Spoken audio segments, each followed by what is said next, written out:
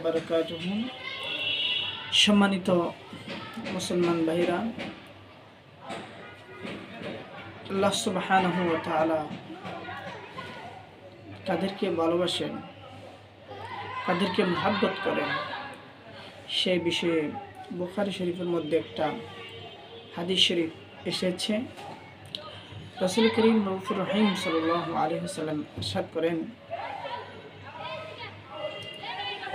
যেটা হাদিসে কুদসি, আল্লাহ সুবহানাহু ওয়া তাআলা বলেন, মা ইয়াজালু আবদি ইয়াতাকাররাবু ইলাইয়া বিন নওয়াফিল, বান্দা আমার নিকটবর্তী হয়ে যায় নফল ইবাদত সমূহের মাধ্যমে,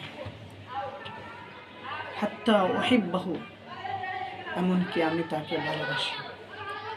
সুতরাং আমরা আল্লাহর ভালোবাসা পাওয়ার জন্য ফরজের পর পরে আমরা নামাজের, যে কোনো ফরজের পরে নফলের দিকে আমরা ধাবিত হব। সময় অপচয় না করে নফল নামাজ, জিকির আজকার, কোরআন তেলাওয়াত, দরুদ শরীফ, এগুলোর মধ্যে আমরা মশগুল থাকব।